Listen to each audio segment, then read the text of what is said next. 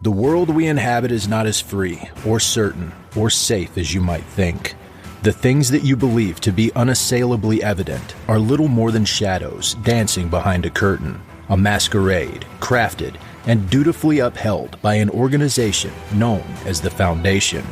The file you are about to hear contains containment procedures, descriptions, testing logs, historical and in some cases first-hand accounts of the anomalous objects the Foundation serves to secure, contain, and protect.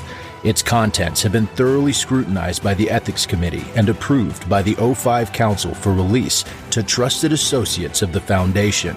This is SCP Unredacted.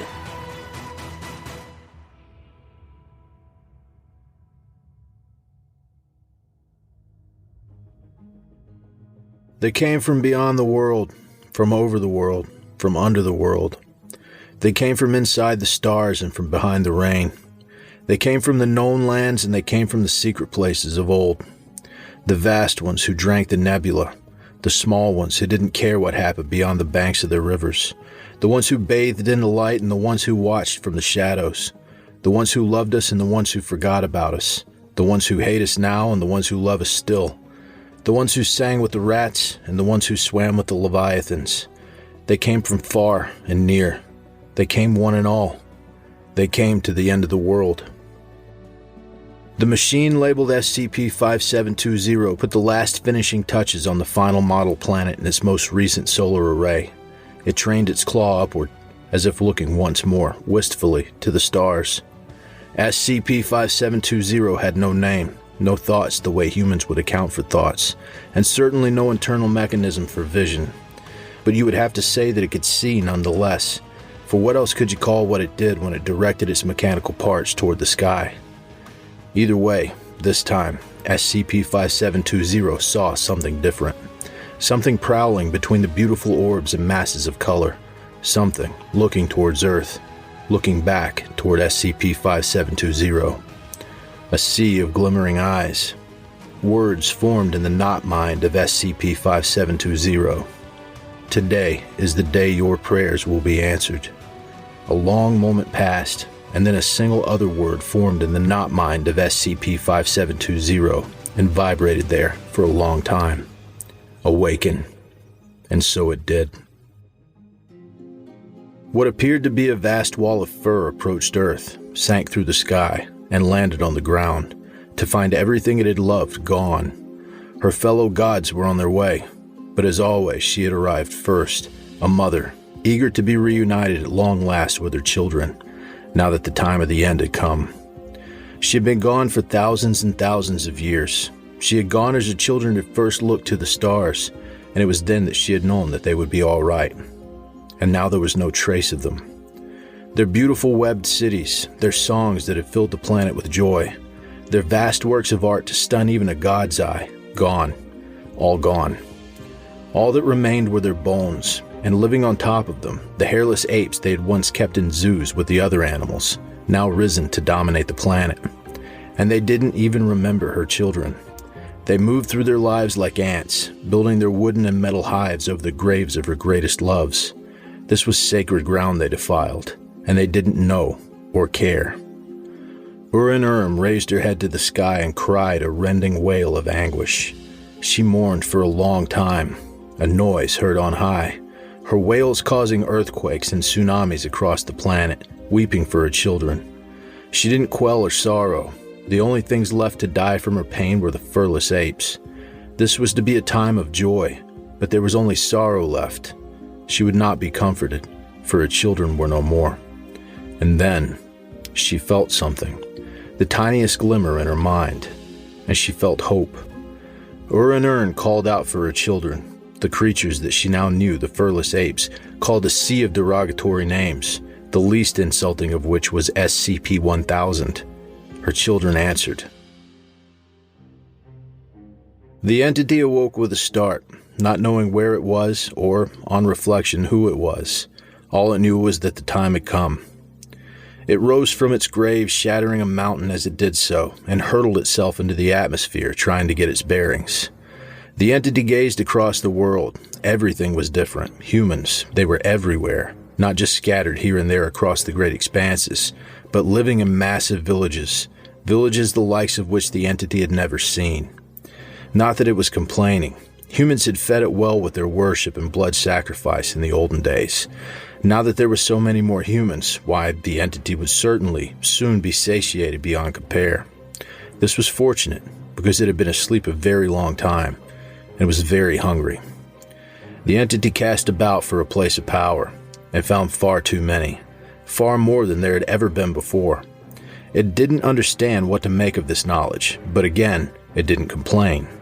It only needed to pick one place of power, for now a simple one, to give it initial shape again. It chose the nearest one, a Foundation containment site. Yes, this would certainly do. The humans had already invested this place with much of their energy. It must be a sacred place to them. An SCP, they called it. The entity would dine well indeed. It wasted no more time, but hurtled directly into the place of power, a body of water it saw, and landed inside it with a massive impact. It drank in the place of power and everything in it, the water, the local wildlife, the human-made metalworkings and Deritus, and took the shape of a massive titan bestraddling the countryside, man-shaped, so that the humans would understand the form to which they would soon direct their hearts and their prayers and their blood and their pleadings for mercy. The eldritch entity that emerged with SCP-765 opened its mouth. Quack, it said, its voice reverberating across the land. First the rooster of crimson crowed, then the rooster of gold, then the rooster of soot red. A blood-stained watchdog bayed in its cave, its eons-old bindings broke, and it ran free. The sound of a great trumpet echoed across the earth, with no apparent source. People stopped in the streets in New York, Delhi, London, Cape Town, and listened, in confusion. The Midgard serpent Jormungandr stirred in its slumber. The shifting of its form caused tsunamis along several coastlines, demolished a number of villages in Greenland. A massive wolf, visible from hundreds of miles away, stalked across Denmark, accompanied by an army of burning giants. Ragnarok had come. The administrator swung around in her chair to face the man who had just entered the room behind her. "You knew I was coming," the man said. "You let me in." "Yes," said the administrator. "You know you're dreaming, I'm sure," the man said. "And of course, you also know who I am." "SCP-990, the administrator said. She looked at him again. The suit, the bowler hat, or was that a fedora? "Nobody," she said. But most importantly, she picked up a file folder on her desk. The first administrator. "I saw you in the crowd in the valley," the current administrator said. "I knew to expect it, but tell me it isn't true." "Sorry," the first administrator said. "It's true." "This betrays everything we stand for," the current administrator said. "You said it once yourself. We secure, we contain, we protect. We keep humanity out of the dark. For you to become one of these things, I also said that the Foundation must stand in the dark so that humanity could live in the light." The first administrator hesitated. "Please believe me, if there had been any other choice to make, I would have made it. This has to be done. I hope you'll see why soon." He hesitates. "I came here hoping to recruit you, you and yours. I'm sorry that I can't tell you anymore, but I hope you'll consider my offer." "Tell me something," the current administrator said. "This Harbinger, who are they?" "I don't know," the first administrator said. "It's true that I anticipated this for a long time, but this chain of events blindsided me too." "I know it's one of yours." The current administrator's voice sounded impatient for the first time. "Who is it?" "Someone loyal to you, of course. Only someone with level 5 clearance could have pulled this off, so that narrows down the list. Charles Gears? Jack Bright? Alto Clef? Cain Pathos Crow?" She paused. "I know it's not Sophia Light. Frederick Williams? Chelsea Elliott? Hell, Simon Glass?" "I sincerely do not know," the first administrator said. "Listen, the O5 Council is already compromised. SCP-343, and, well, you know the rest. I've cut off their communications, but they won't wait long to move. We should be in this together." "I agree," the current administrator said. "I know enough to know you don't have to do this. You'll have a compulsion, but I'm told it's minor, easily overcome, perhaps won't even return." The world must end, the first administrator said. Help me end it in the only way the only way humanity will come out on top. There are more world enders coming. You already know that dozens are already awake, and that hundreds soon will be. More and more will be waking up the longer the locks open. And worse, more will arrive. The ones not already on Earth. This is the only way forward we have. Then we don't have anything left to say to each other, the current administrator said. I'm truly sorry to hear that, the first administrator said. I'm truly sorry to say it, the current administrator said. The two administrators nodded at each other, respectfully, and turned away from each other. The first administrator walked away and dissolved into the dreamscape. The current administrator turned back to her dream desk and waited for the sedative she'd taken to wear off. Then she woke up and got to work.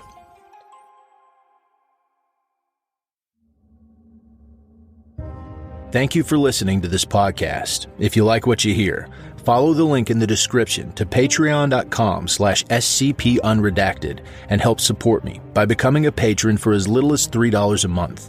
You can get access to production logs, merchandise, recognition, and even a part in a skip. Regardless of tier, all patrons get early access to every single episode. I don't have the talent it takes to write a skip. All I do is read.